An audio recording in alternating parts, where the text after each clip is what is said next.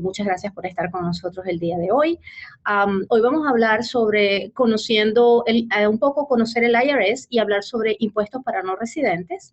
Y va a ser de gran utilidad pues para todos aquellos que vivan en los Estados Unidos y aún no son residentes o personas que quieren venir a los Estados Unidos para invertir en los Estados Unidos o crear un negocio o estén pensando en venir a vivir acá.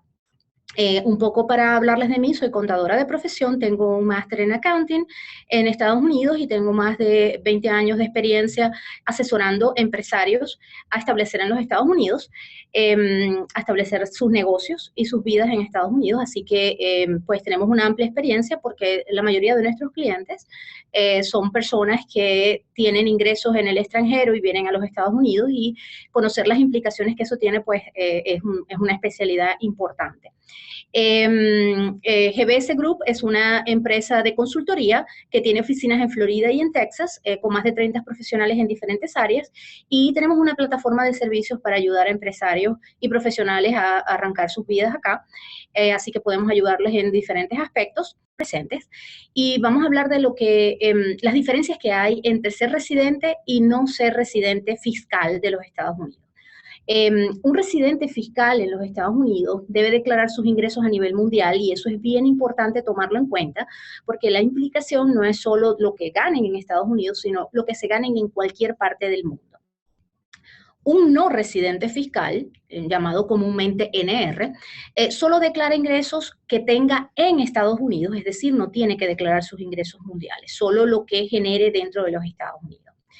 Entonces, basados en esa gran diferencia, vamos a ver entonces el tratamiento como no residente. Un segundo, que no sé. Ok. Hablemos de lo que es la residencia fiscal y cómo se obtiene. Existe un mito de que la residencia fiscal la obtengo si pues tengo un estatus migratorio que me permite estar en Estados Unidos, o si tengo un estatus migratorio como una green card. Resulta que la residencia fiscal no tiene que ver con el estatus migratorio. Yo puedo estar de turista en los Estados Unidos y puedo convertirme en residente fiscal solo por presencia física. Así que una persona puede convertirse en residente fiscal de los Estados Unidos por presencia física, indistintamente del estatus migratorio que la persona tenga. Un turista, como les dije, puede convertirse en residente fiscal si pasa más de 183 días en un año en suelo americano. Así que la presencia es importante. Por eso, si no quieren tener consecuencias fiscales y no quieren tener la obligación de declarar sus ingresos a nivel mundial al fisco en los Estados Unidos, tienen que tomar en cuenta que no deben pasar más de 183 días en suelo americano. Ahora les voy a explicar las maneras en que uno se puede convertir en residente fiscal, porque bueno, no es tan sencillo así. Si uno, por supuesto, tiene un green card o es un residente permanente o ciudadano americano, se considera automáticamente residente fiscal, no importando la cantidad de días de presencia que tenga en Estados Unidos. ¿Eso qué quiere decir? Que si un americano no vive fuera de los Estados Unidos, aunque esté todo el año fuera, igual tiene obligación fiscal en los Estados Unidos y tiene que declarar sus ingresos a nivel mundial. ¿Okay? Ahora bien, tanto el Green Card como la ciudadanía nos obligan a tener obligación fiscal en los Estados Unidos indistintamente del tiempo. Ahora, ¿qué pasa si no tengo Green Card ni soy ciudadano? Tenemos que ver lo que se llama el test de presencia sustancial. El test de presencia sustancial, usted puede ser considerado si pasa, como les dije anteriormente, 183 días durante un año, o la otra manera de convertirse en residente fiscal es que si usted pasa 31 días en un año, entonces usted tiene que hacer un cálculo, que no es tan sencillo, pero ya se los voy a explicar, que es la acumulación de 183 días en los últimos 3 años bajo una fórmula donde se incluyen los 2 años anteriores. Vamos a incluir todos los días del año actual, 1/3 de los días de presencia del primer año inmediatamente anterior y 1/6 de los días de presencia del segundo año inmediatamente anterior. Ya sé que no es muy fácil de entender, así que les voy a pasar ahora un ejemplo para que lo veamos gráficamente y podamos entender mejor cómo es el cálculo de la residencia fiscal. Si yo paso en un año enero, diciembre, un año fiscal, 31 días en los Estados Unidos, entonces hagamos el ejemplo de 2015. Si yo en el 2015 vine de vacaciones en algún momento o en varios momentos y pasé 31 días, entonces yo tengo que revisar para ver si soy o no residente fiscal mis últimos 3 años. Tengo que verificar estadía. Entonces, vamos a suponer que en el 2015 pasé 120. No llegué a 183, así que la primera regla de la que habíamos hablado de pasar 183 no me aplica, pero me puede aplicar esta segunda regla que estamos viendo ahora. 120 días en el 2015, en el 2014 pasé 125 días y en el 2013 pasé 140 días.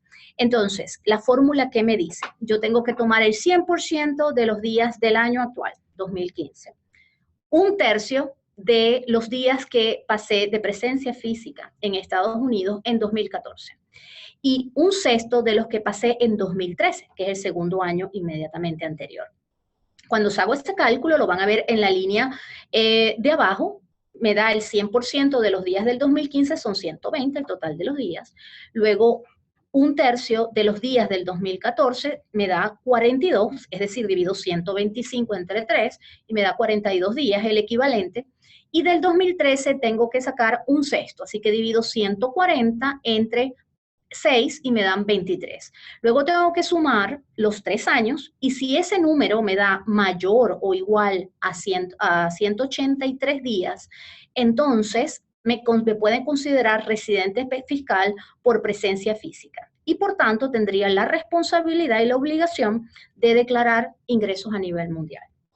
Esto es bien importante porque mucha gente no tiene claro esta información y pues comete el error de no llevar control de esto. Hay algunas alternativas que luego vamos a ver más adelante, donde uno puede librarse de ser residente fiscal, aunque pase los 183 días, pero lo que pasa automático es esto que les estoy mencionando. Si uno pasa 183 días en un año o bajo la fórmula de los 3 últimos años que les acabo de explicar, uno tiene responsabilidad fiscal.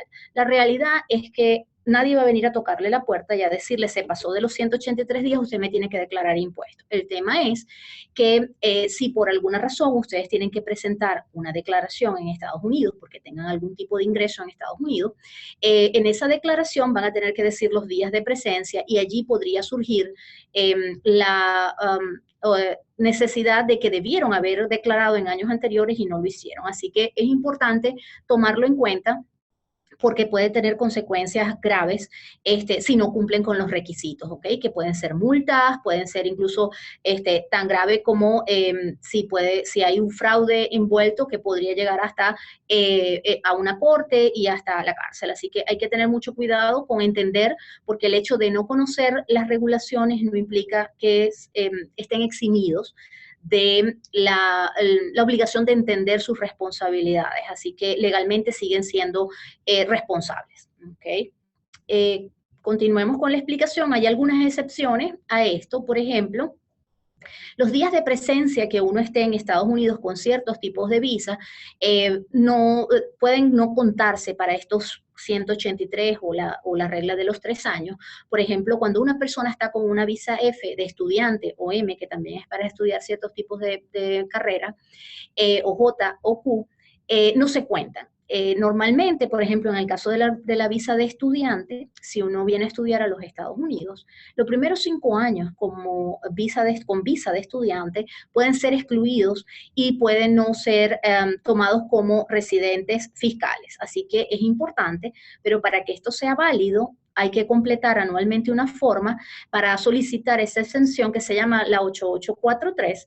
Entonces es bien importante que cualquier persona que esté en los Estados Unidos o que piense venir a estudiar y quiera tomar la ventaja de la exención de la residencia fiscal de los días que pase en Estados Unidos como visa de estudiante, como F1, debe hacer esta planilla todos los años, indistintamente que no tenga que presentar una declaración de impuestos. Es decir, puede ser que no tenga ningún tipo de ingreso y por ende no tenga que presentar una declaración.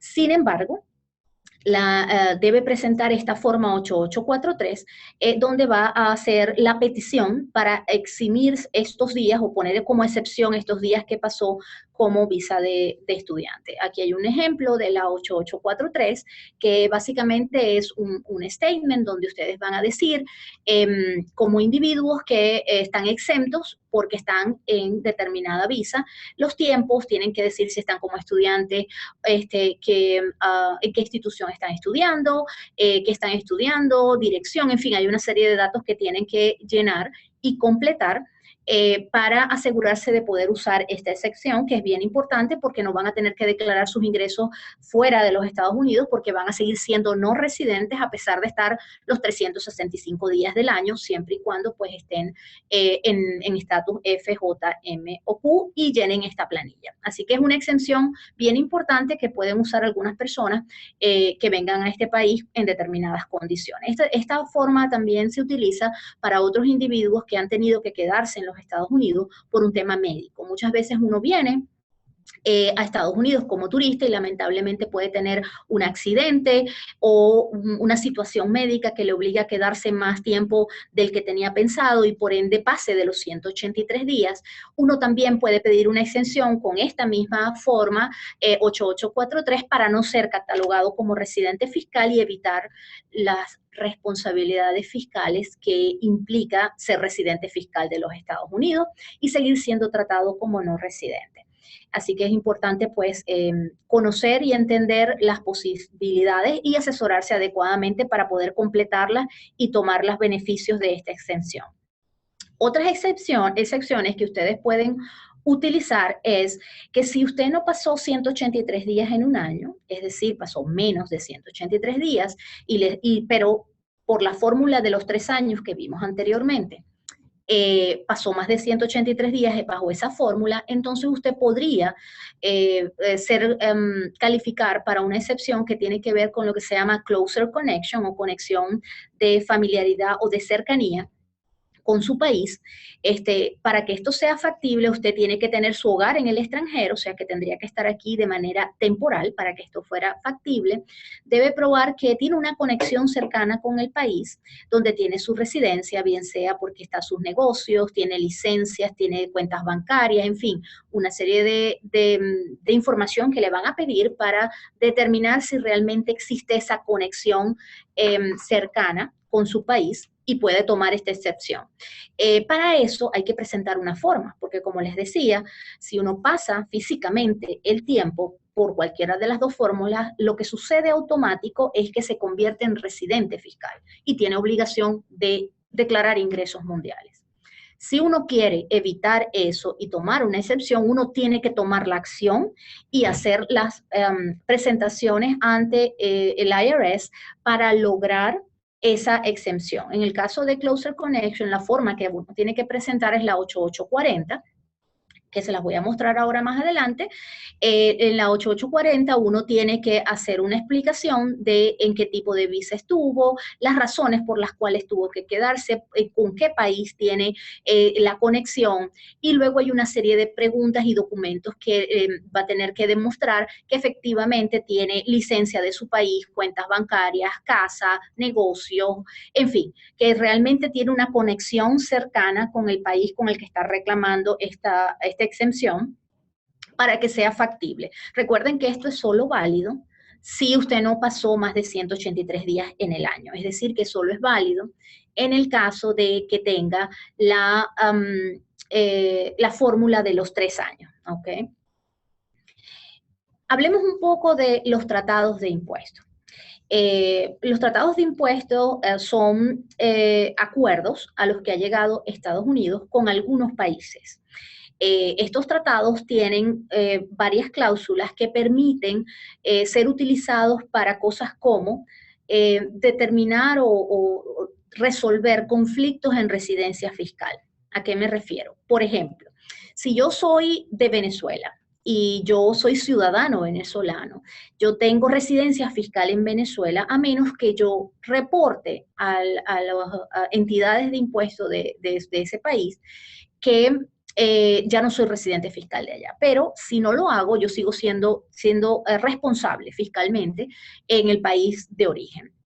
Si yo me vengo a Estados Unidos y paso más de 183 días, me convierto también en residente fiscal de los Estados Unidos por presencia física. Quiere decir que yo sería en un momento dado, o en este ejemplo que les estoy poniendo, residente de dos países al mismo tiempo. De Venezuela porque soy ciudadana venezolana y de Estados Unidos porque pasé más de 183 días en el país y por ende me convertí en residente fiscal de los Estados Unidos. Eso implica que yo voy a tener doble responsabilidad, tanto en Venezuela como en Estados Unidos.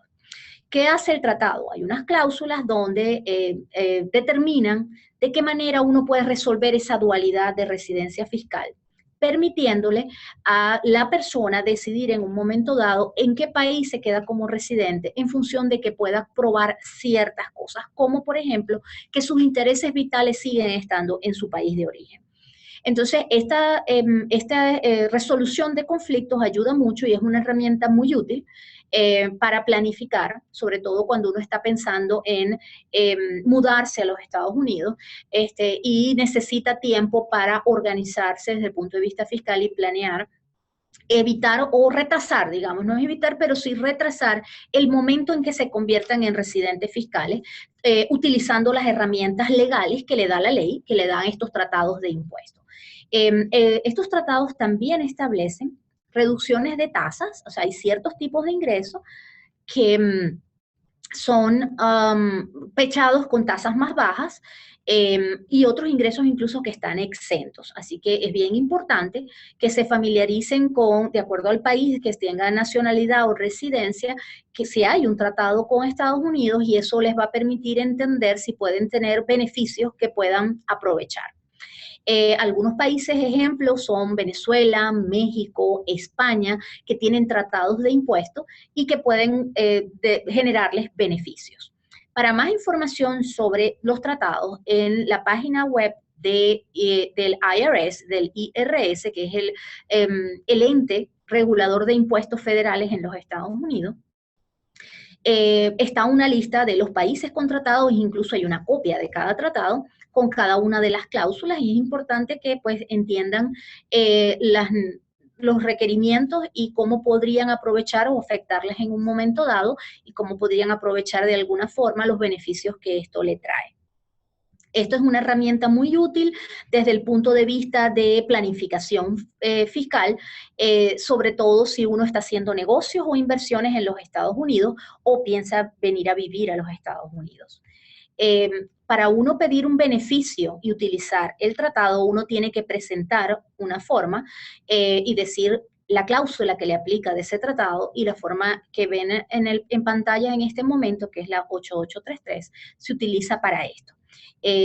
Nosotros, por ejemplo, una forma que utilizamos bastante común con nuestros clientes es que si la persona está en un proceso de moverse de su país y venir a vivir a los Estados Unidos y está planificando aún porque tiene ingresos fuera de los Estados Unidos importantes, es importante que analice con detenimiento las implicaciones que tiene el convertirse en residente fiscal de los Estados Unidos y que pueda tomar acciones previas a convertirse en residente fiscal que le permitan aminorar o controlar el impacto que tiene el tener que ser responsable fiscalmente en los Estados Unidos y pagar impuestos aquí por los ingresos mundiales que tenga. Entonces, esta herramienta es bien importante conocerla, entenderla y ver cómo pueden aprovecharla. Como les mencioné, es una herramienta importante desde el punto de vista de planificación de impuestos. Es importante que se aseguren de entender las implicaciones de considerarse residente fiscal de los Estados Unidos, ya que esto tiene impacto en los ingresos que tengan anualmente y tiene impacto también en ganancias de capital. Cuando les hablo de ganancias de capital, quiero hacer una parte aquí porque este es un impacto que muchas veces no se ve, ni lo tiene mucha gente claro. Cuando uno es no residente, pues no tiene ninguna responsabilidad fiscal por lo que tenga afuera, pero si uno está en un proceso de mudanza, de venirse a vivir aquí y puede convertirse en residente fiscal, si uno, por ejemplo, tiene una empresa en su país, y esa empresa tuvo una inversión para crearla de $100, resulta que hoy esa empresa cuesta $1,000 y uno después que se convierte en residente fiscal decide venderla porque se presentó un comprador, Toda esa plusvalía acumulada entre $100, que fue lo que yo invertí para crearla, y 1.000 que cuesta hoy día, que a lo mejor se acumuló en 10, 15, 20 años, si la ganancia de capital por esa venta de ese activo se está generando luego que uno es residente fiscal de los Estados Unidos, uno va a tener la obligación de pagar impuestos en los Estados Unidos por ese ingreso. Entonces es muy importante que uno, cuando está haciendo una planificación, pueda prever todas esas cosas y entender las implicaciones de convertirse en residente fiscal, y posiblemente retrasar el momento en que se convierta residente fiscal utilizando el tratado o otras herramientas que puedan utilizar. Recomendación: busque asesoría con experiencia en impuestos para extranjeros, que pues es una especialidad bien importante que requiere experiencia y conocimientos y preparación, y que conozca también el manejo en el uso de los tratados con el país en el que usted está involucrado, para que puedan aprovechar las herramientas legales que existen para aminorar el impacto de una forma legal.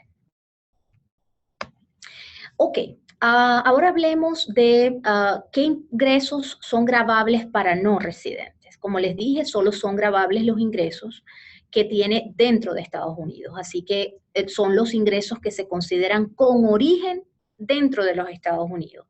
Luego les voy a hablar un poco de qué significa entender cuál es el origen, porque uno cree que por el hecho de que el dinero se deposite o se pague en los Estados Unidos, ya automáticamente tiene origen en los Estados Unidos, y resulta que no es así.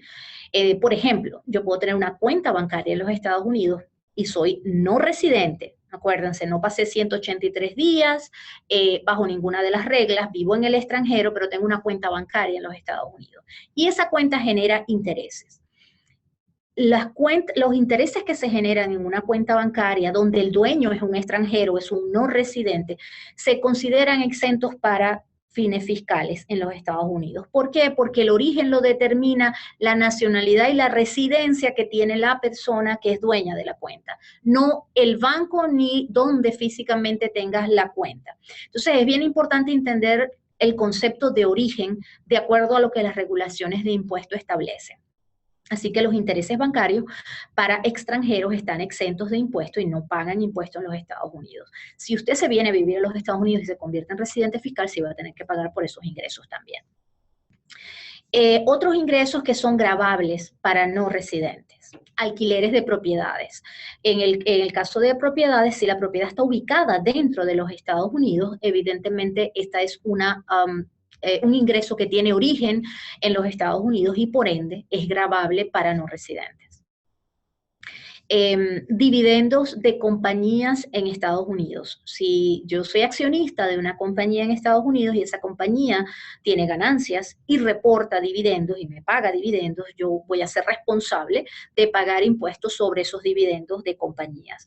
Puede ser que, dependiendo de mi nacionalidad, si hay algún tratado que nos albergue, podamos conseguir una reducción en la tasa de impuestos que me corresponda pagar de acuerdo al tratado. Entonces eso es factible, así que por eso es tan importante entender las implicaciones que pueda tener un tratado. Si yo tengo una participación en una sociedad de personas como una LLC, o en cualquier otro negocio que yo quiera participar, también tengo responsabilidad fiscal si ese negocio está, por supuesto, en los Estados Unidos. Ganancias de capital por venta de acciones o de inmuebles. Si el inmueble está dentro de Estados Unidos, si la compañía que estoy vendiendo las acciones está en Estados Unidos, aunque yo sea no residente, yo tengo obligación fiscal de declarar las ganancias que se generan en esas transacciones al fisco americano, al IRS. Si yo gano sueldos y honorarios por servicios prestados dentro de los Estados Unidos, tengo obligación fiscal de pagar impuestos en los Estados Unidos por esos ingresos. Para que el origen de un ingreso como sueldos y honorarios se considere americano o de suelo americano con origen en Estados Unidos, tiene que prestarse el servicio acá. Quiere decir que si yo soy no residente, vivo en otro país, vivo en Colombia, y yo presto un servicio y me pagan honorarios o lo que sea en Colombia, aunque me lo pague una empresa americana, aunque me lo depositen en una cuenta en los Estados Unidos, que yo tenga en los Estados Unidos, el origen de ese ingreso es en el extranjero porque el servicio lo presté en Colombia donde yo vivo y no en Estados Unidos. Quiere decir que si yo estoy prestando el servicio fuera, aunque el dinero se deposite en Estados Unidos, yo no tengo responsabilidad fiscal porque el origen de los fondos lo determina dónde se prestó el servicio. Ahora, si yo estoy en los Estados Unidos y presté el servicio acá, el origen va a considerarse americano y entonces voy a tener responsabilidad fiscal de declararlo. ¿Okay? Recuerden que estamos hablando de las responsabilidades y los ingresos que son gravables para no residentes, que son personas que no viven en los Estados Unidos, que no han pasado más de 183 días en un año bajo cualquiera de las dos fórmulas que ya conversamos. Y por supuesto no tienen green card y no tienen ciudadanía. Aquí hay una regla, la regla del IRS, donde habla de las fuentes de los ingresos. Disculpe que está en inglés, pero ahí nos determinan los diferentes tipos de ingresos y cómo se determina el origen de esos ingresos. ¿Okay? Entonces, como les mencionaba en la primera línea, pueden ver salarios y otras compensaciones como honorarios. El lugar y origen que se considera es donde fue hecho el servicio. Entonces, es parte de lo que les explicaba antes. En intereses, por ejemplo, que está allí en la línea 6, como pueden ver, dice que es la residencia del pagador. Entonces, así cuando ustedes reciben un interés y ustedes son extranjeros, aunque sea un banco americano, va a estar exento. Si yo tengo dividendos y el origen es de una compañía en los Estados Unidos, entonces el origen del dividendo lo va a generar donde esté la compañía, de donde sea. Si es americana, entonces el origen se considera americano. Si los dividendos que me están pagando es de una compañía foránea, se va a considerar un ingreso foráneo y no voy a tener responsabilidad fiscal. Quiero poner un ejemplo en este caso. Si, por ejemplo, yo tengo inversiones en la bolsa, y yo tengo una cuenta en cualquier banco de inversión o en cualquier empresa de inversión en los Estados Unidos, y yo tengo inversiones en compañías como Motorola, como Apple. Esas son compañías americanas. Al ser compañías americanas, el origen de los dividendos va a ser americano y yo voy a tener responsabilidad fiscal, aunque sea no residente, de pagar los impuestos que eso genere, bien sea porque vendí la acción o bien sea porque me distribuyeron dividendos. Ahora bien, si yo en esa misma cuenta, en ese mismo portafolio de inversión que tengo, en esa cuenta en los Estados Unidos, ¿ok? Tengo una inversión de una compañía que es china, ¿ok? Que también cotiza en la bolsa y por eso estoy invirtiendo en ella. Pero la compañía es china o es europea, es de España o es de cualquier otro país, no está en Estados Unidos, entonces la fuente, el origen de esos ingresos se considera foráneo y entonces no voy a tener responsabilidad fiscal de pagar impuestos en los Estados Unidos mientras sea no residente de los Estados Unidos. Esa es una diferencia importante porque el hecho de que tenga una cuenta en Estados Unidos no quiere decir que todos los ingresos que esa cuenta genere van a tener responsabilidad fiscal en Estados Unidos, porque depende del tipo de ingreso y del origen que tengan los fondos, de acuerdo a esta tablita que les estoy mostrando acá. Para más información sobre impuestos para no residentes, existe una guía que es la publicación 519, está en este link que ven aquí, en la página del IRS, del IRS, irs.gov, y allí hay una explicación completa donde está toda esta información de la que yo les he estado hablando y mucha más información, que bueno, es importante que ustedes puedan tener acceso y puedan leerla con calma y por supuesto no es información que es fácil de digerir y es importante tener asesores que sean expertos y hayan lidiado con todos estos temas para que puedan tener una información y un análisis mucho más completo, pero sin embargo, pues la información está accesible a cualquier persona que quiera buscar, leer y documentarse mejor. Ahora hablemos de un documento o un número que es importante para cualquier no residente, que es un ITIN. Un ITIN es un número de identificación fiscal para individuos que no poseen un número de seguro social. Esto es el documento o el número que les permite ser utilizado para hacer declaraciones de impuestos, para uno poder solicitar un ITIN, o sea, una persona extranjera, no vive en los Estados Unidos, es no residente, eh, o puede ser que sea residente fiscal de los Estados Unidos, pero no tiene un permiso para trabajar y por ende, al no tener un permiso para trabajar, no va a tener un número de seguro social. Entonces tiene la obligación de sacar un número de identificación fiscal si tiene la necesidad de declarar impuestos porque haya generado ingresos en los Estados Unidos.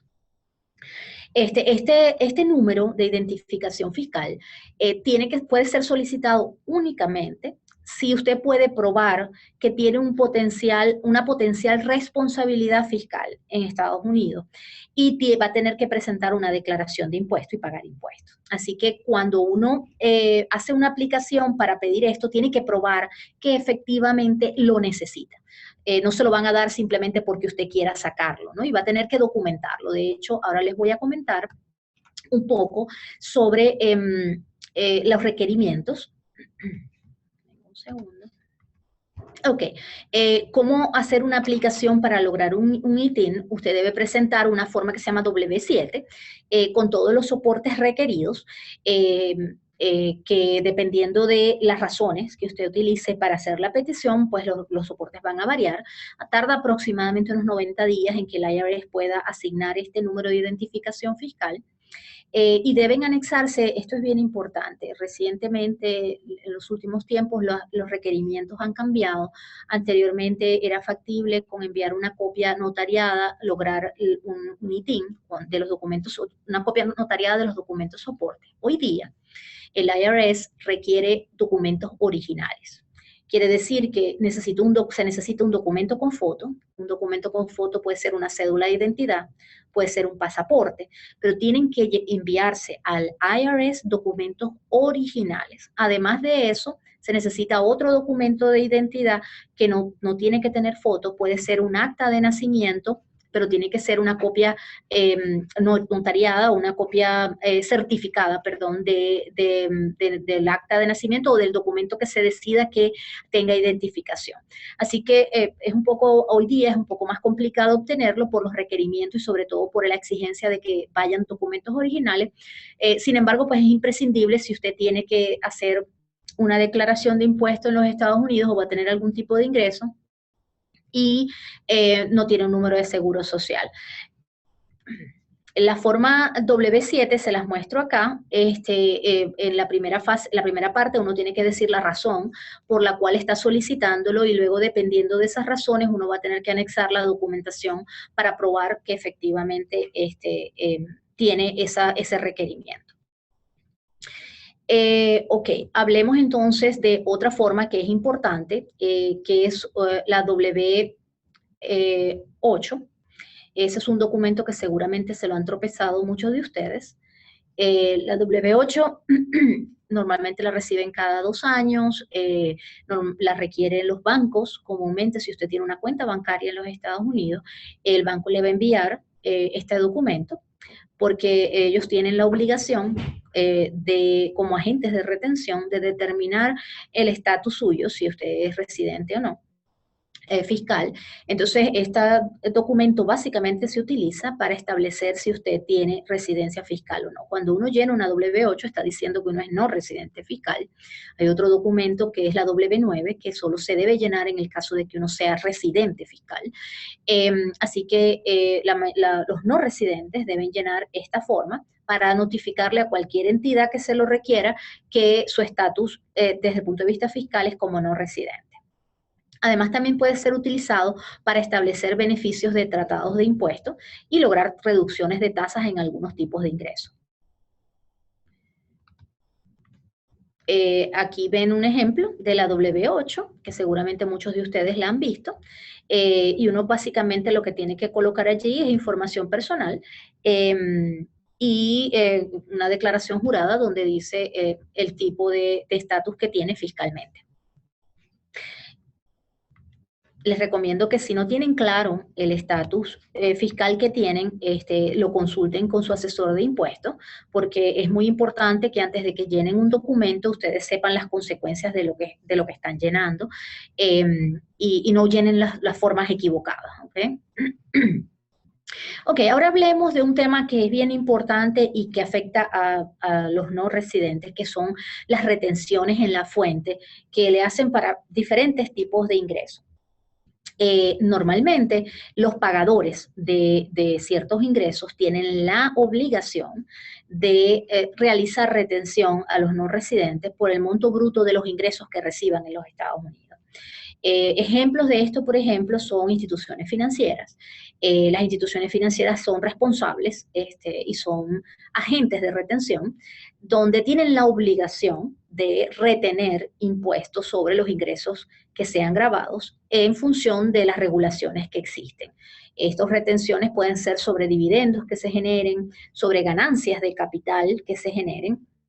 Por ejemplo, si una persona está comprando un inmueble y ese inmueble lo está vendiendo un extranjero, tiene la obligación de hacer una retención en la fuente, es decir, que tiene que, del monto bruto de esa venta, va a tener que retenerla. Entonces, son responsabilidades que el IRS pone en los hombros de quien hace el pago para asegurarse que el no residente va a cumplir con la obligación fiscal.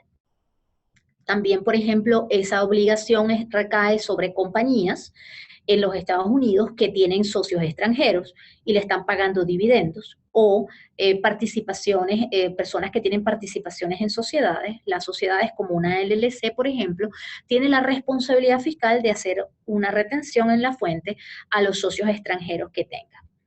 Estas retenciones varían en porcentaje dependiendo del tipo de ingreso. Y, por ejemplo, les voy a mencionar en las participaciones en sociedades, si usted tiene una LLC en los Estados Unidos, porque a lo mejor la utilizó para hacer una compra de un inmueble o a lo mejor tiene un negocio que está funcionando y genera ingresos y genera una ganancia, sobre esas ganancias, la LLC, la compañía, tiene la responsabilidad fiscal ante el IRS de hacerle una retención a usted por el 39.6% de la ganancia que se genere. Es decir, que si en un año usted se ganó $100, o sea, su participación en esa LLC, su porción de esa ganancia fueron $100, $39.6 van a ir al IRS y lo va a tener que retener la LLC y pagarlo al IRS. Eso no quiere decir que usted va a tener que pagar impuestos por esa tasa. Esto lo único que quiere decir es que el IRS se asegura, como no sabe si usted va a agarrar ese dinero y no va a volver y no va a hacer una declaración, se asegura de que se retenga la tasa mayor que le correspondería pagar en un momento dado, con la idea de que si usted no presenta declaración, simplemente ya la IRS aseguró que usted pagó la tasa mayor. Ahora, es responsabilidad suya presentar una declaración de impuestos en ese año y decirle al IRS, mire, yo me gané estos $100 de ganancia, que fue mi participación en la LLC, y hacer el cálculo de impuesto que le corresponda pagar. La tasa puede ser el 10% que le toca, o el 15% o el 20%, dependiendo de todos los ingresos que usted tenga. Entonces, en ese momento que usted hace su declaración y determina lo que realmente le toca pagar, si lo que le retuvieron fue mayor que lo que le tocaba pagar, usted va a recibir un reembolso por la cantidad de dinero extra que usted envió, que la LLC o la compañía envió. Ahora bien, el tema con esto es que tiene un impacto muy importante. Imagínense que ustedes tienen una compañía y esa compañía generó una ganancia de $10,000. Resulta que tienen que retenerle su porción, usted tiene el 100% del negocio y su porción son esos $10,000 de ingreso y tiene que pagar esos $3,960 de su participación. Ese dinero va al IRS, ese dinero se lo tiene que sacar del bolsillo, ¿ok? Los que tienen negocios saben que muchas veces, a pesar de que uno en la compañía de ganancia, no necesariamente ese dinero está en efectivo en la cuenta de banco para uno sacar el dinero. Entonces, esto desde el punto de vista del manejo de flujo de caja de cualquier negocio o de cualquier inversión, porque esto sucede también en el caso de que usted venda un inmueble, no en la misma proporción, ahora se los voy a explicar, está más abajo. Pero desde el punto de vista de flujo de caja, usted va a dejar de tener ese dinero en su bolsillo para utilizarlo o reutilizarlo en su negocio, reinvertirlo o comprar otra propiedad, por el tiempo que dure desde el momento en que le hicieron la retención hasta el momento en que puede obtener una devolución de parte del IRS. Entonces, es importante porque eso es dinero que no va a poder utilizar para su negocio, sino que va a tener que esperar a lo mejor, dependiendo del momento en que sea la retención, 1 mes, 2 meses, 3 meses, 4 meses, donde todo ese dinero, ese 39.6 fue al IRS y usted tiene que esperar luego que se lo devuelvan. De igual forma, perdón, sucede en dividendos, hay tasas hasta el 30%. Estas tasas pueden reducirse dependiendo de algunos tratados. Hay algunos tratados que establecen tasas del 15, tasas preferenciales del 15%, por eso es importante conocerlos para poder aprovechar estas facilidades y estas reducciones. En el caso, hablemos ahora de las ventas de inmuebles. Cuando yo tengo un inmueble en los Estados Unidos y soy no residente, el que me compra el inmueble tiene la obligación de hacer una retención si no se dan ciertas condiciones, entre esas que yo no pueda demostrar que soy residente fiscal, que no tengo un número de identificación fiscal, y están en la obligación de hacer una retención del 10% del monto bruto de la venta. Bueno, para explicar un poquito lo que puede implicar esto. Imagínense que ustedes compran un inmueble por $100,000 y luego ustedes 3 años después, 4 años después, el tiempo que sea, deciden venderlo. Ustedes lo compraron por 100 y resulta que ahora lo están vendiendo por 120 o incluso con pérdida. ¿Qué sucede? Que por ser no residentes, el que está comprando tiene la responsabilidad de retener y de retener el monto bruto de la venta. Es decir, si lo vendo por 120, me van a retener $12,000, que es el monto bruto de la venta. No importando cuánto gané o si perdí en la transacción.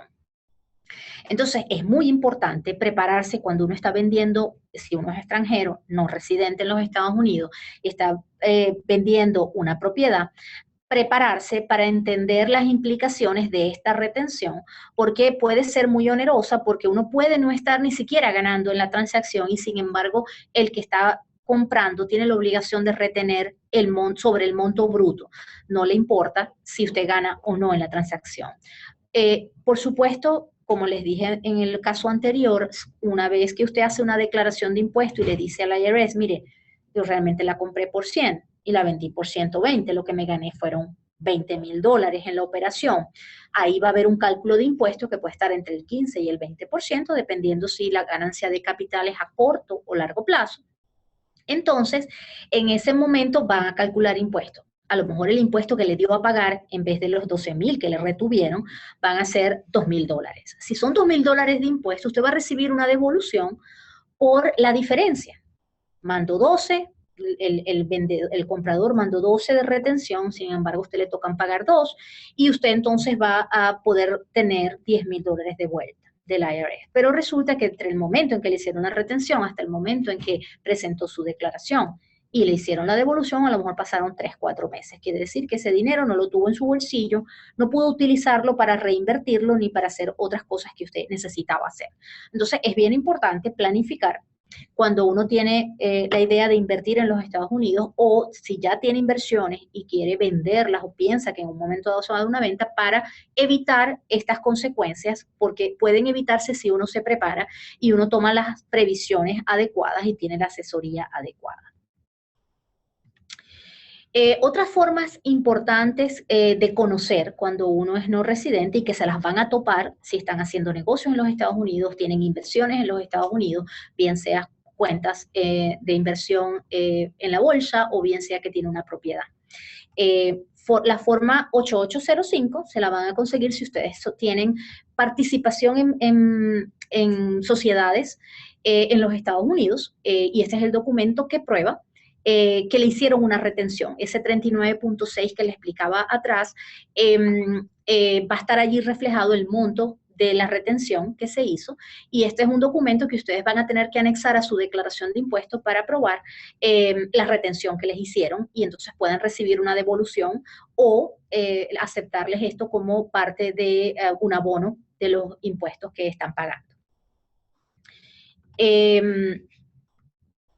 La 1042S es un documento donde se colocan las retenciones en la fuente que le haya hecho un banco o cualquier entidad por diferentes tipos de ingresos, como dividendos, como ganancias de capital, en fin, y la tasa que han aplicado. Incluso hay excepciones o si hay tratados, también allí se coloca el código de la exención que estén utilizando y ahí va a estar toda la información. Este documento también es imprescindible anexarlo a su declaración si usted ha tenido retenciones para que este dinero que le retuvieron sea utilizado como parte de pago de sus impuestos y tenga la certeza de que si le queda dinero sobrando de todo eso que ha ido abonando, pues le puedan devolver una vez que se calculen sus impuestos. Normalmente todos estos documentos, la persona, la entidad que hizo la retención, tiene la obligación de prepararlo, de enviarle una copia a usted y de enviar también una copia al IRS para que todos los involucrados estén enterados de que se ejerció esta retención. La K1 es un documento que emite la sociedad donde usted tenga participación en los Estados Unidos para declarar las ganancias o pérdidas que se generaron en un año fiscal sobre el negocio que usted tenga acá. Comúnmente las LLC, que son tratadas como sociedades de personas, emiten una K1 para cada socio con el porcentaje de las ganancias o pérdidas que le corresponda de acuerdo a la participación que tiene en la sociedad.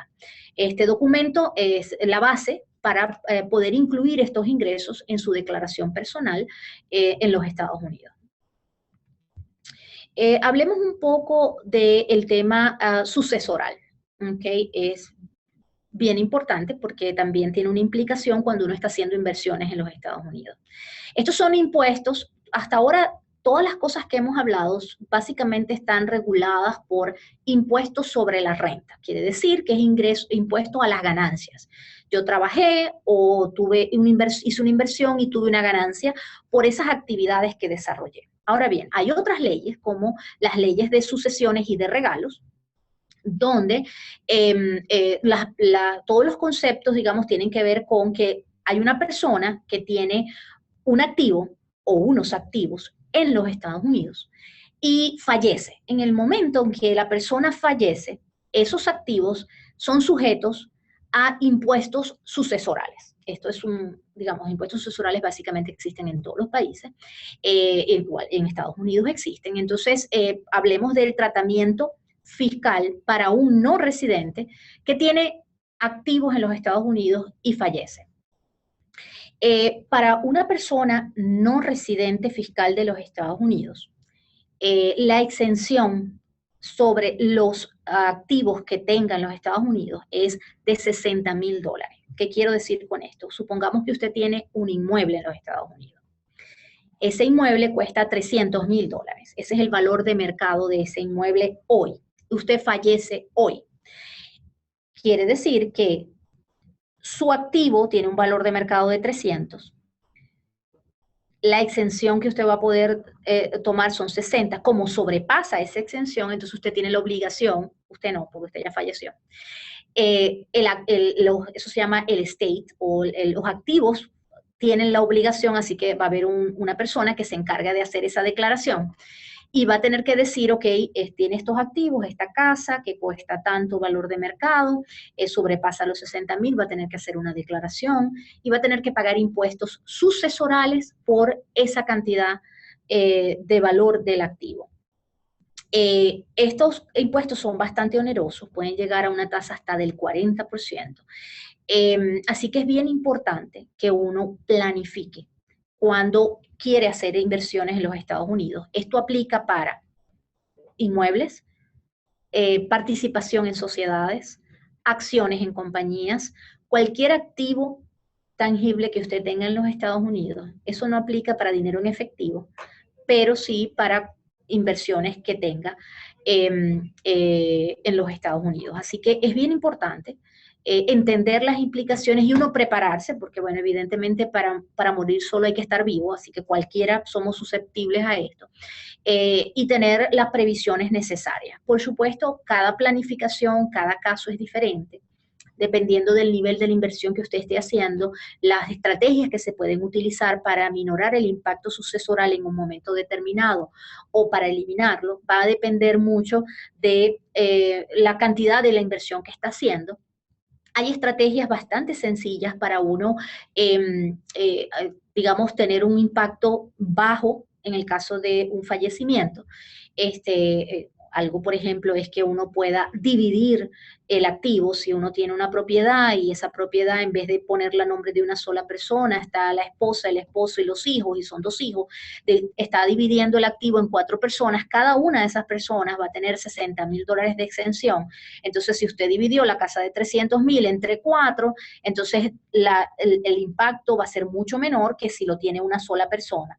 Entonces, hay cosas que se pueden hacer, evidentemente, mientras más grande es la inversión o los activos que usted tenga en Estados Unidos, más complejo va a ser la estrategia que deba utilizar. Hay otras estrategias que consisten en que el dueño de los activos en Estados Unidos no sea usted a título personal, sino que sea una compañía offshore fuera de los Estados Unidos. Usted cuando crea una compañía, la ventaja es que la compañía no muere, aunque los dueños fallezcan, entonces implica que no hay sucesión en un momento dado. Así que esa es una estrategia un poco más compleja, que implica otros costos y depende del nivel de la inversión que usted esté haciendo. Y en función de eso, pues tomar la decisión de cuál puede adaptarse mejor.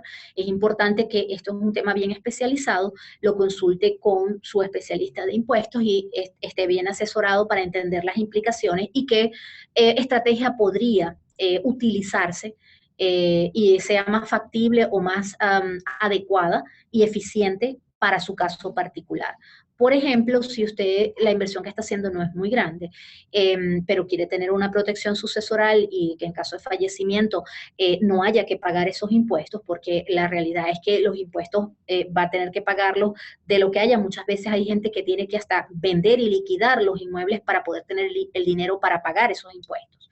Entonces, para evitar todas esas consecuencias, es importante que planifique una herramienta sencilla de utilizar también para protegerse sucesoralmente, es comprar un seguro de vida.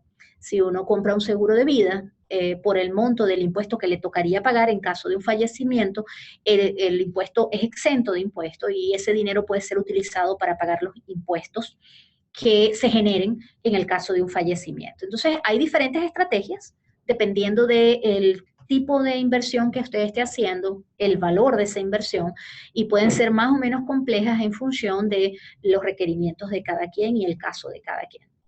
Pero sí es bien importante que consideren esto porque cuando uno no es residente fiscal de los Estados Unidos, esta exención es bastante baja y básicamente todo lo que tengas en Estados Unidos como bienes e inversión va a ser pechado en el caso de un fallecimiento y puede tener un impacto económico importante para los herederos. Este, eh, como han venido viendo y les he estado diciendo, lo importante aquí es prepararse, planificar, no mirar solamente hoy, mirar a futuro, qué es lo que implica una cosa y cada paso que den lo hagan analizado y a conciencia, teniendo información suficiente para que hagan decisiones educadas y adecuadas y no que luego se den cuenta de que si hubieran hecho X o Y previamente, el impacto hubiera sido otro. Así que lo importante aquí es planificar, entender. La idea de este webinar no es que ustedes se hagan expertos en impuestos, es simplemente que tengan un marco general referencial que los ayude en un momento dado a saber qué son las cosas importantes que deben tomar en cuenta y que tienen que poner sobre la mesa para analizar y para tener mayor información de acuerdo a la necesidad específica que tengan cada uno de ustedes. Para continuar, Aquí les puse una tabla de los impuestos sucesorales. Como ven, al final puede llegar hasta el 40% y empieza en un 18%. Es una tasa que va escalando en función de la cantidad el valor de los activos que tenga. Una diferencia importante para que vean cuál es la diferencia del impacto desde el punto de vista sucesoral. Cuando una persona es residente fiscal de los Estados Unidos, tiene green card o es ciudadano americano, la exención sucesoral sube a $5.430.000. ¿Qué quiere decir eso? Que si yo tengo activos que son menos de $5.400.000, yo no tengo que pagar impuestos sucesorales. Quiere decir que el impacto es totalmente diferente cuando uno tiene green card o es residente, es ciudadano, a cuando es no residente. Entonces, eso pues también es importante entenderlo, porque eso es un cambio importante cuando ustedes decidan en un momento dado si quieren venir a vivir a Estados Unidos y convertirse en residente de los Estados Unidos. Pero definitivamente, sucesoralmente hablando, el impacto es muy importante cuando uno es no residente. Algunos puntos de atención que quiero acotar de todo lo que hemos estado hablando. Uno es, convertirse en residente fiscal en Estados Unidos tiene importantes consecuencias, se las he venido mencionando, consecuencias económicas, y planificar es imprescindible. Es no solo importante, es imprescindible. Cada situación es diferente. Por ello es importante asesorarse y entender qué aplica en su situación particular. Ninguna situación es igual, cada caso tiene implicaciones diferentes, así que es importante adaptarlo a sus necesidades. Puede ser que para alguien no tenga ninguna implicación el convertirse en un momento en residente fiscal porque no tiene ingresos en el extranjero, pero para otros sí. E incluso en familias tenemos casos donde para la esposa no tiene ninguna implicación y para el esposo tiene un montón de implicaciones. Entonces a lo mejor puede hacerse residente uno y el otro no. En fin, hay diferentes estrategias que pueden utilizar en función de la realidad de cada uno. Si va a invertir en Estados Unidos, analice la mejor estructura de hacerlo de acuerdo a la naturaleza de la inversión y a su estatus. Entonces, no hay una fórmula mágica que le sirva a todo el mundo, todo depende de lo que quiera hacer, lo que venga a hacer a Estados Unidos, en qué va a invertir y cuál es su estatus. Si va a seguir siendo no residente, si va a convertirse en un futuro próximo en residente fiscal. Todas esas cosas hay que tomarlas en cuenta para determinar cuál es la mejor forma, cuál es el mejor vehículo, cuál es la mejor organización, si es una compañía lo que va a crear, en fin, de qué manera estructura y se protege esa inversión. Tome en cuenta las consecuencias sobre sus ingresos anuales y los ingresos futuros como ventas de activos. Se lo mencioné antes cuando les mencionaba sobre la venta de una compañía y la plusvalía que se podía haber acumulado en esa compañía. Y también, por supuesto, los impuestos en caso de fallecimiento, que se los comenté ahora, en el caso sucesoral. Estos puntos son bien importantes de tomarlos en cuenta. Ahora pues vamos a conversar un poco sobre las preguntas que ustedes tienen. Yo vi aquí que han llegado varias. Todos pueden, el que quiera puede escribir y sus preguntas y vamos a tratar de responder la mayor cantidad posible. Así que pues están abiertas las preguntas, pueden escribir y vamos a estar respondiéndolas. Muchas gracias.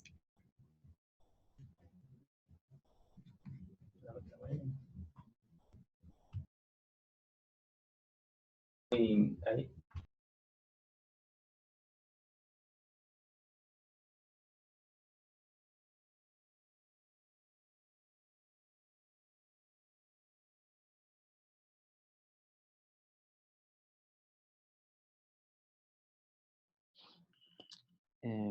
Escribe el señor Alberto.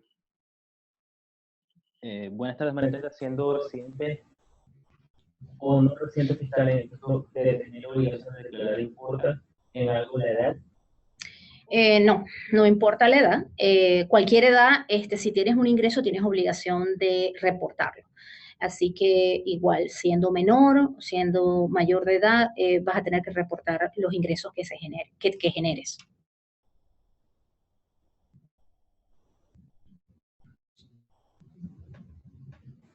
¿La inversión en bonos e instrumentos financieros están exentas para residentes? Para no residentes. Depende, si los bonos generan solo intereses, va a estar exento porque los intereses están exentos. Hay otros instrumentos financieros que no están exentos, entonces depende del instrumento. Es importante analizarlo. Por ejemplo, hay un cierto tipo de ingreso que genera lo que se llama portafolio income. Si genera portafolio income están exentos. Entonces, todo depende del instrumento y del tipo de ingresos que genere. Si son ganancias de capital, no van a estar exentas, a menos que la ganancia de capital se esté generando por acciones en una compañía en el extranjero. Así que habría que analizar el portafolio y ver qué está exento o no. Normalmente no se preocupen mucho por ese tema, en el sentido de que el que tiene la obligación de hacer la retención es el banco o la entidad financiera. ¿Qué quiere decir eso? De que cuando ustedes tienen un portafolio, ustedes van a recibir una forma que les mencioné antes, que es la 1042S, con las retenciones que les hayan hecho, porque el banco sabe a qué cosas tienen que hacer la retención y sobre cuál van a tener responsabilidad fiscal ustedes.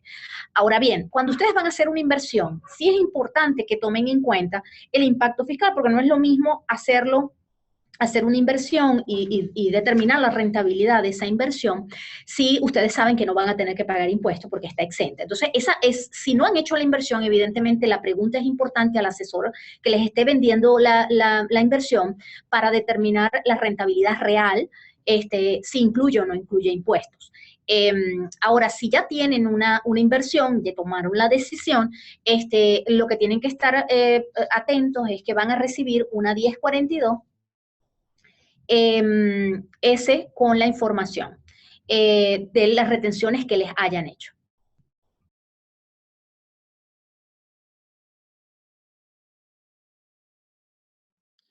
En caso de ser residente y vendo acciones de una compañía foránea, ¿esas ganancias se deben declarar?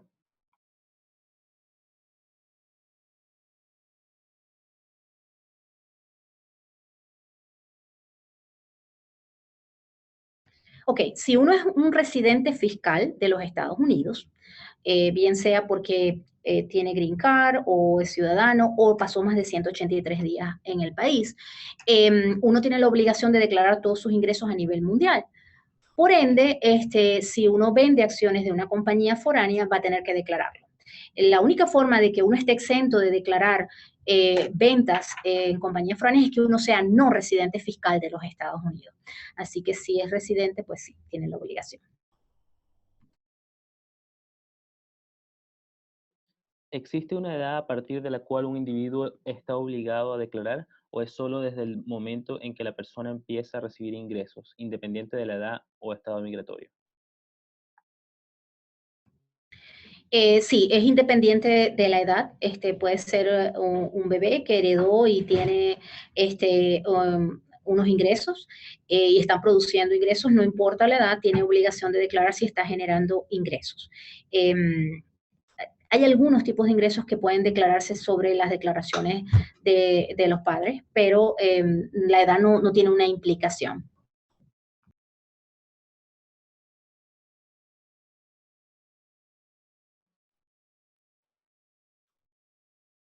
¿Pueden comentar sobre la relación entre el IRS y el USCIS? ¿Ellos se comunican?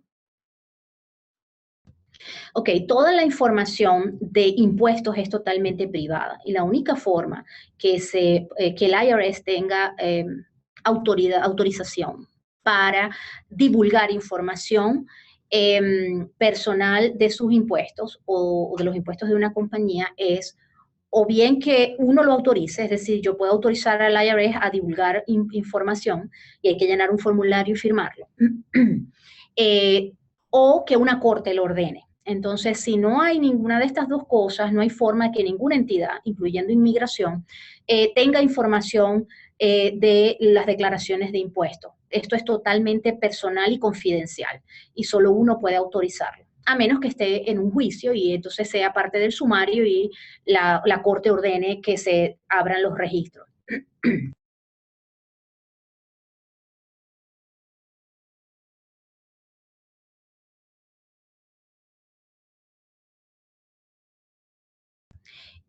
Voy a responder aquí una pregunta. El señor Jaramillo indica, fui transferido con una L1 y tengo menos de 183 días bajo ninguna de las opciones, es decir, no es residente fiscal ni por presencia en los 183 días en el año, ni bajo la fórmula de los 3 años. La pregunta de él es, ¿estoy obligado a declarar impuestos para ese año? ¿Qué pasa si se presenta la declaración de impuestos y se tiene un saldo a favor? Ok, en este caso, si como la persona fue trasladada para trabajar en Estados Unidos y está teniendo un ingreso en Estados Unidos por su salario, porque evidentemente si tiene una visa para trabajar, pues tiene que estar percibiendo un salario para que eso se mantenga vigente. Va a recibir al final del año una W2 por los ingresos que haya recibido, los meses que hayan sido, y también le hicieron una retención. La obligación de declarar impuesto existe, aunque seas no residente, porque recibiste un ingreso con fuente o origen en Estados Unidos. Así que no vas a tener obligación de declarar ingresos a nivel mundial porque eres no residente para ese año fiscal. Sin embargo, tienes que colocar la información de los ingresos que percibiste, que van a estar reportados por la compañía en tu W2, y vas a poder poner también allí las retenciones de impuestos que hizo la empresa por los impuestos que retuvo, y si en el caso de que esas retenciones hayan sido mayores que el impuesto total que determines a pagar, entonces te van a hacer una devolución. También puede ser el caso contrario de que te dé más a pagar de lo que te retuvieron. En ese caso, pues vas a tener que enviar el dinero adicional que se requiera. Pero sí tienes obligación fiscal porque recibiste ingresos en los Estados Unidos, aunque seas no residente. Sí es importante que cuando se asesoren desde el punto de vista de impuestos, la persona que les esté preparando la declaración entienda los conceptos de residencia y no residencia. No todos los contadores manejan los conceptos, porque sí es importante que si usted es no residente fiscal porque no pasó los 183 días, aunque reciba un sueldo en Estados Unidos, usted debe hacer una forma que se llama 1040NR para no residentes. Porque el tema es que si hace una declaración como residente, hay otras obligaciones que usted va a tener porque está diciendo que es residente fiscal. El IRS no va a verificar si usted cuántos días pasó. Es responsabilidad de uno entender de qué manera debe hacer la declaración y hacerla que sea ajustada a los requerimientos. Un poco para explicarles, cuando usted declara como residente fiscal, está diciendo que tiene obligación fiscal de sus ingresos a nivel mundial. Además, tiene responsabilidades de declarar cuentas bancarias que tenga en el exterior y compañías o acciones que tenga de compañías en el exterior. Entonces, hay una serie de responsabilidades envueltas en considerarse residente fiscal. Por eso es bien importante que si usted es no residente, cuando presente su declaración, se asegure de que está presentando una forma 1040NR para no residentes y no vaya a cometer el error de presentar la forma equivocada y tener responsabilidades que no debía tener porque simplemente no lo hizo adecuadamente.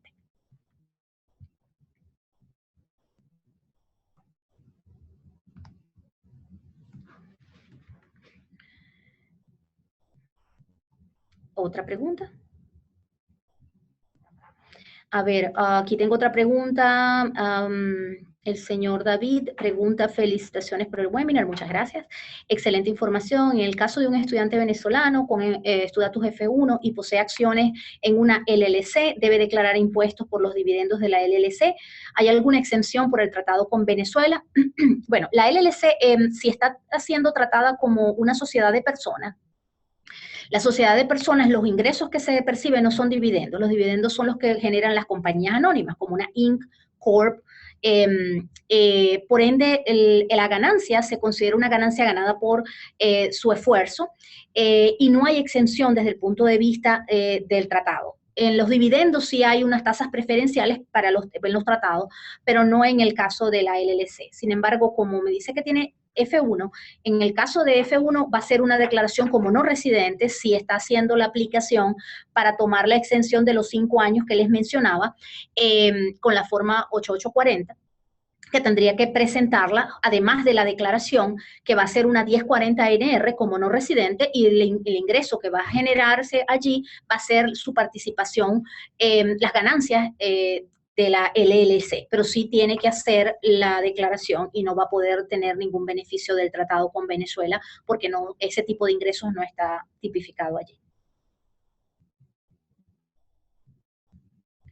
Ok, aquí hay otra pregunta del señor Martínez. Si uno tiene una visa L1 y está trabajando en Estados Unidos, pero por el tipo de trabajo, ventas internacionales en este caso, pasa fuera de Estados Unidos más de 183 días, ¿se considera igual residente fiscal? En mi caso tengo seguro social.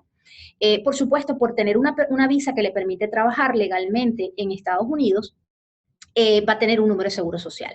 El hecho de tener un número de seguro social no cambia su estatus desde el punto de vista fiscal.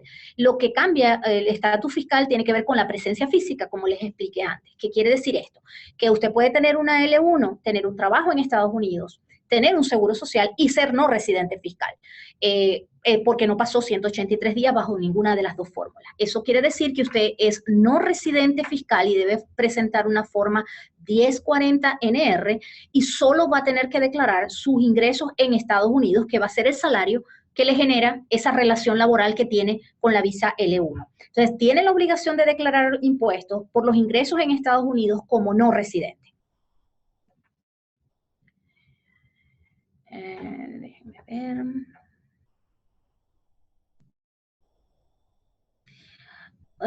Señor Luis, una persona con nacionalidad colombiana y residente en Venezuela está sujeto a retención por servicios prestados en USA.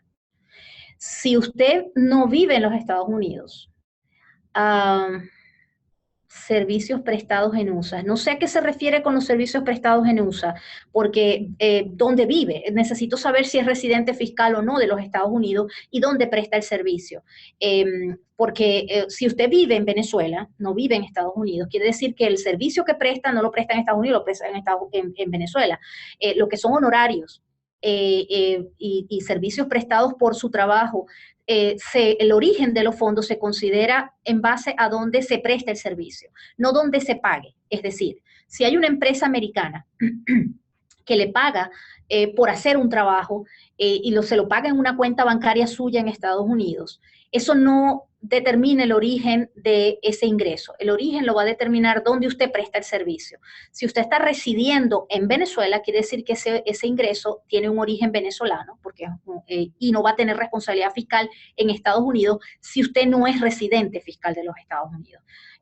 Así que la pregunta no sé si la respondí concretamente porque no tengo información suficiente, pero bajo lo que me indicó, creo que pues allí tiene una respuesta.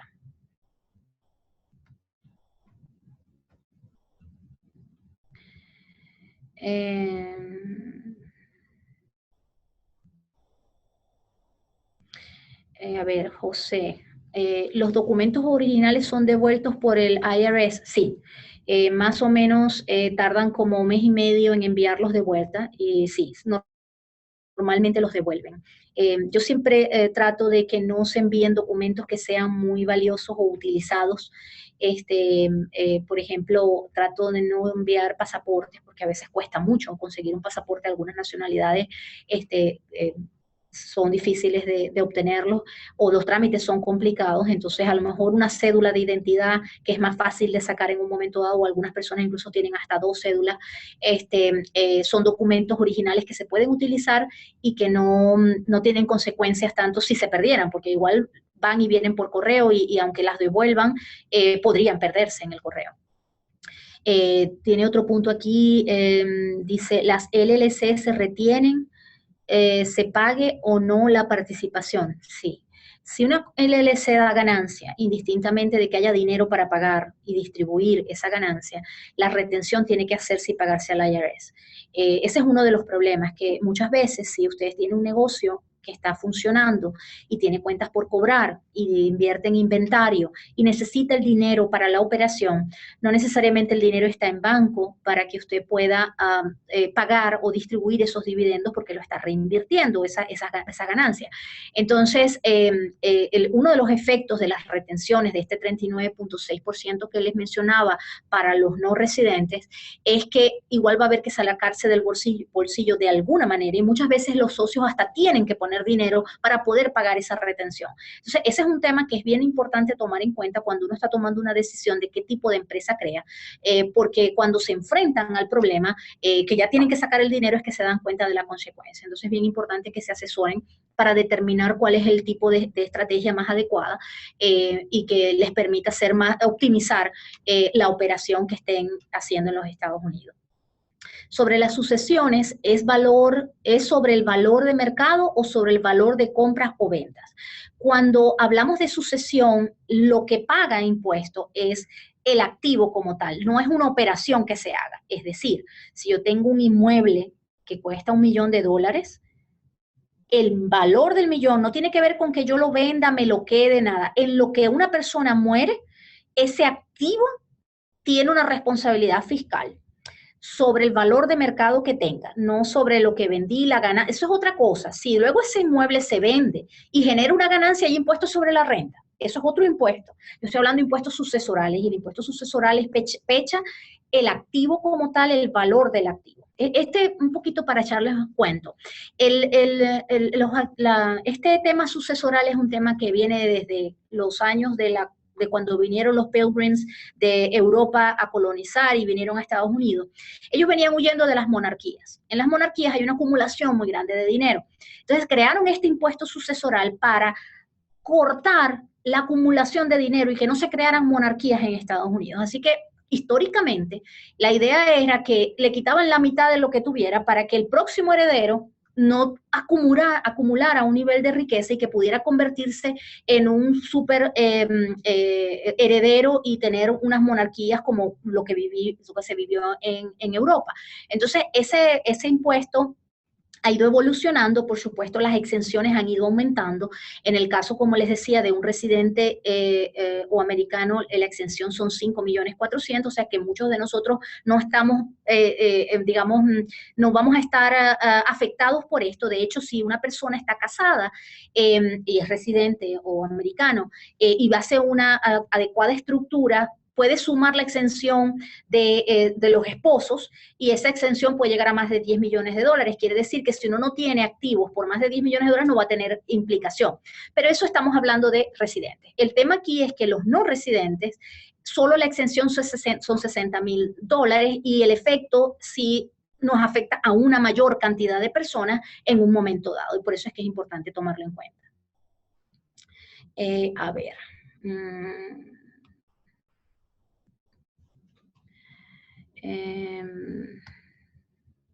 En el caso de las ventas de inmueble, tengo dos preguntas. Enríquez, Leonardo, a ver, ¿puedo hacer la declaración de rentas de inmediato o debo esperar que se cierre el año fiscal para efectos de recuperar la diferencia si fuera el caso?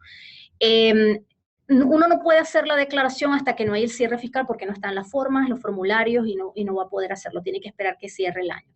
Sin embargo, en algunos casos uno puede solicitar, bajo ciertas excepciones y ciertas explicaciones, una devolución temprana si se dan ciertas condiciones. Es importante, pues, analizar el caso y ver si es factible poder tener, antes de presentar la declaración, una devolución.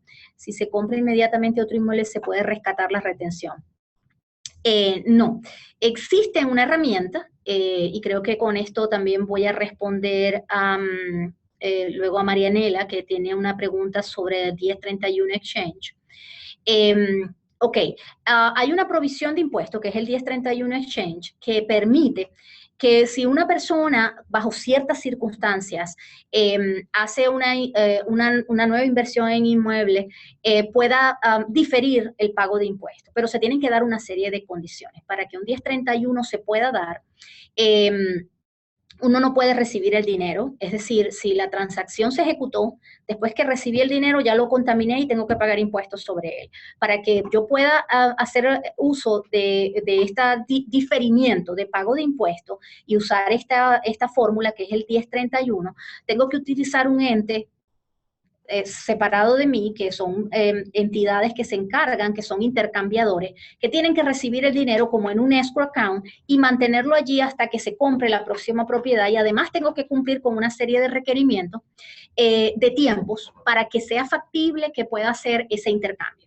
no puedo, tengo que comprar el nuevo inmueble en 180 días, máximo, en fin, tengo que cumplir con una serie, eso es tema de un solo webinar, explicar lo que es el 1031 y lo que implica, pero sí, es una herramienta que existe, que es válida, que no importa si eres residente o no residente, lo puedes utilizar siempre y cuando se cumplan con las necesidades que implica el cumplir con eso. Y lo más importante es que no sirve el hecho de que simplemente yo diga que voy a comprar otro inmueble o que compre otro inmueble. Si yo toco el dinero, o sea, si se realizó el cierre y el dinero lo depositaron en mi cuenta, se acabó. Con suficiente anticipación tiene que haberse hecho un montón de operaciones antes, tuvo que haberse contratado los servicios de este intercambiador, la transacción tiene que estar condicionada a que el dinero no se reparta y no se reciba. Yo puedo recibir parte del dinero y la proporción en que no reciba, puedo pagar impuestos solo por la parte que reciba. En fin, como le digo, esto es bastante complejo, pero es una herramienta donde uno puede utilizarla para diferir el pago de impuestos. En cuanto a la pregunta de Leonardo, el hecho de que yo compre inmediatamente un inmueble no va a permitir que yo rescate la retención, voy a tener que hacer la declaración y el mismo proceso. La única forma de hacer un diferimiento y que no se genere ni la retención ni el pago de impuestos es usar el 1031, que es la siguiente pregunta que tenía de Marianela. Ok.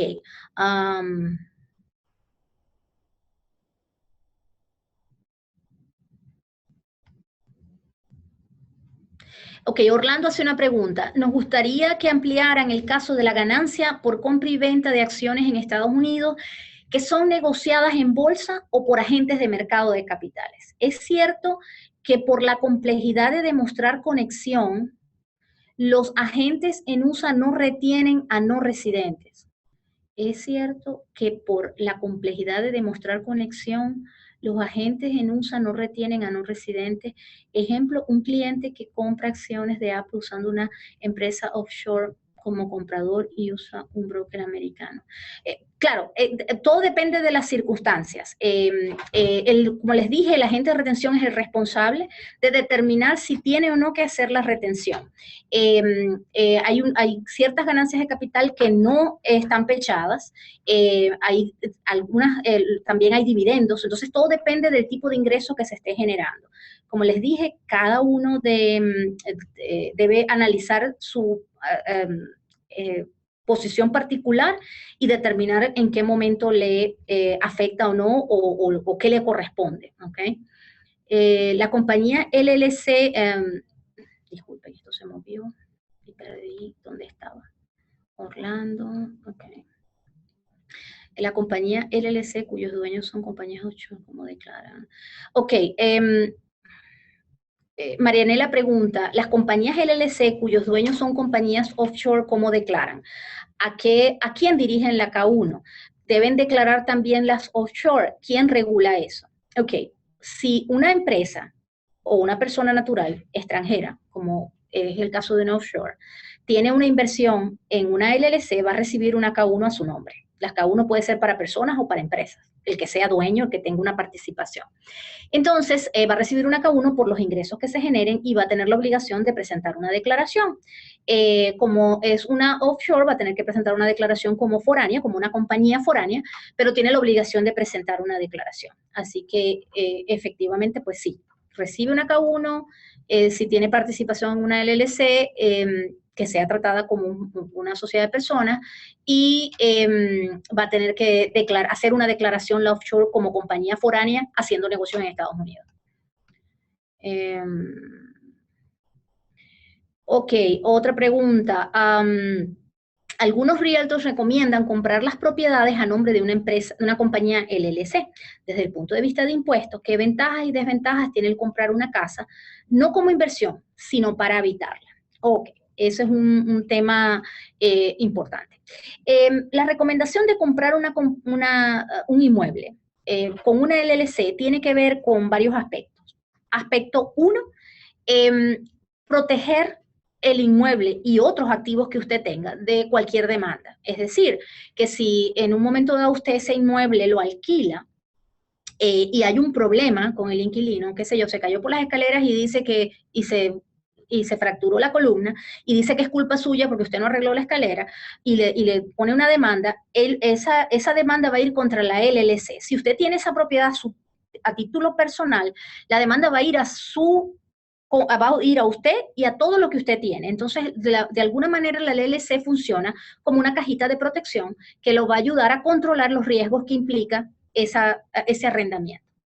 Esa es una de las razones para la recomendación, pero esto aplica cuando uno va a alquilar o lo está haciendo por inversión. ¿Qué sucede cuando uno la va a vivir? Cuando uno va a vivirla, ese riesgo no existe porque uno no se va a demandar a uno mismo. Así que, digamos, esa razón queda eliminada.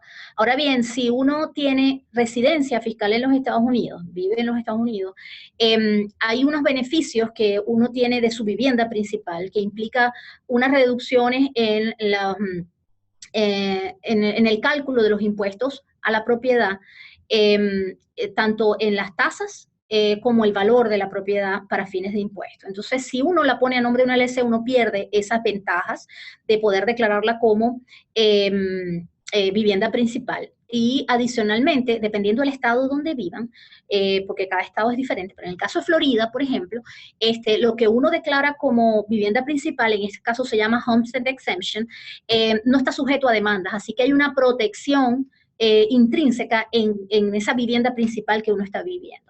Hay otro tema adicional que solo puede ser aprovechado si la propiedad está a su nombre, y es que cuando uno vive una propiedad al menos 2 años, en los últimos 5 años antes de la venta, es decir, que tengo que haberla vivido 2 años y máximo puedo arrendarla 3 después y tengo que venderla antes del 5º año, yo puedo tener una exención de los primeros $250,000 de ganancias que genere esa venta. Para que eso se dé, yo tengo que haberla vivido los 2 años y tiene que estar a mi nombre. Entonces, si yo la pongo a nombre de una LLC, yo no puedo usar esa exención. Es bien importante que si ustedes van a vivir una propiedad, preferiblemente no la pongan a nombre de una LLC para que puedan aprovechar esa exención que es bien importante. Porque si ustedes compran una casa por 200 y la venden por 400, los 200 que se ganan, ¿okay?, entre el costo y la venta, va a estar exento, 0 impuestos. Si la han vivido 2 años y la venden en los próximos 5. Si usted está casado y hace declaración en conjunto y la propiedad está a nombre de los dos, ustedes van a poder utilizar 250 cada uno, quiere decir que hasta $500,000 hay en exención en la ganancia. Entonces, cuando es su vivienda principal, preferiblemente no la ponga a nombre de una LLC porque no va a poder utilizar esas ventajas. Bueno, ya se nos está acabando el tiempo, déjenme ver.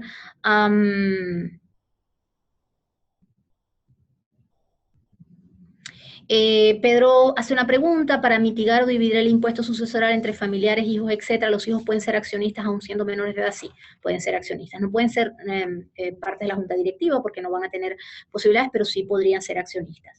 En el caso planteado por el señor Jaramillo, ¿qué ocurre en el último año de esa estadía en USA si también pasa menos de 183 días?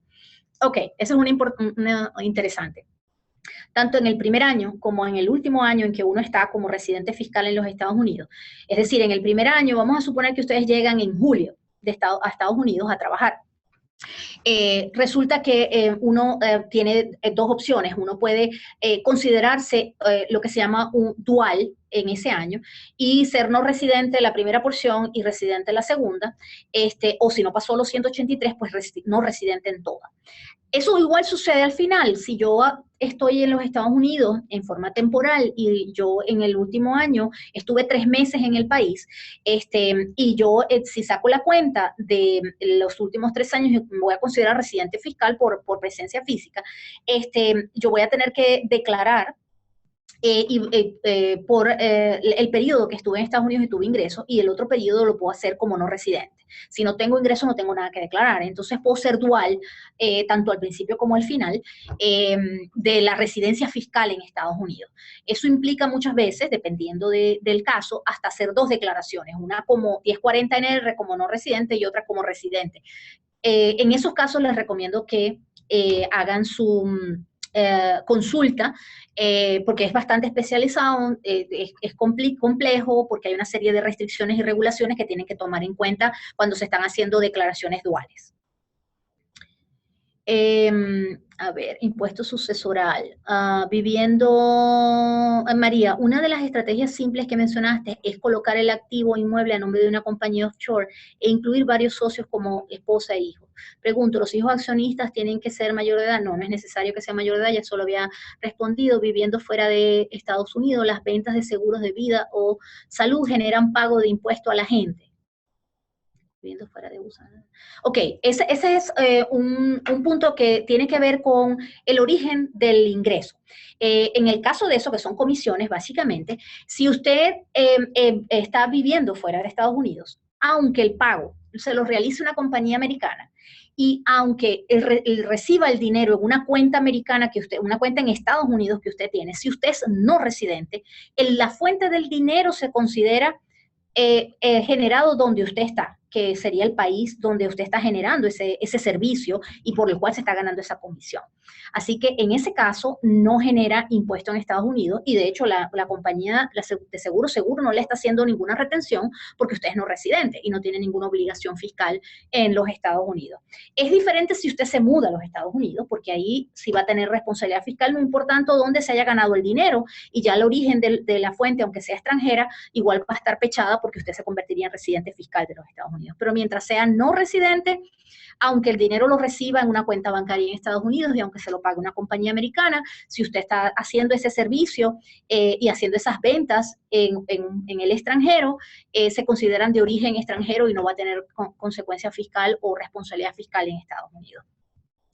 Bueno, yo creo que hemos respondido, si no todas, casi todas las preguntas, muy interesantes y siempre pues muy provechoso intercambiar las preguntas y experiencias de todos.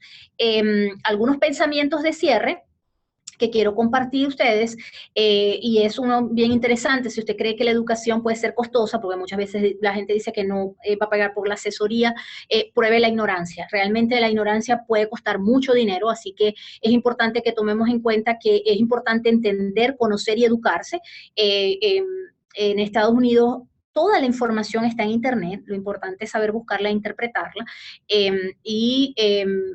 entérense, traten de entender por lo menos lo básico para que ustedes sepan que en un momento dado se le prendan luces rojas y que se den cuenta de que tienen que tomar acciones o buscar mayor asesoría. Otro punto que se los he mencionado durante la presentación, planificar es vital para lograr el éxito de cualquier emprendimiento que tengan y poder tener un eficiente retorno de su inversión.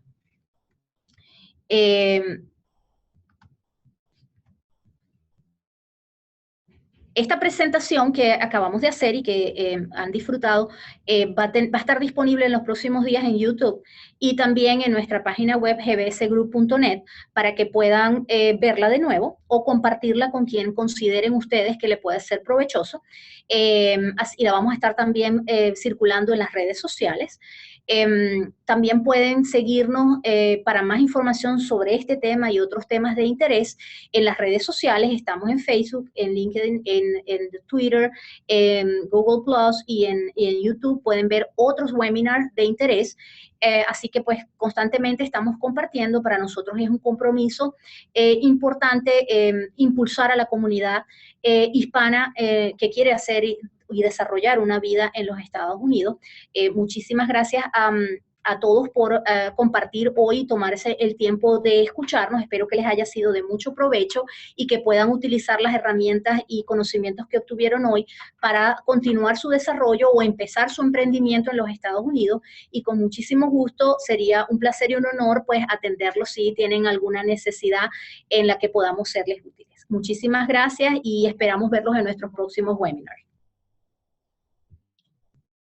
Cualquier pregunta que no haya sido respondida durante el webinar, la estaremos respondiendo por email aparte. Y bueno, muchas gracias.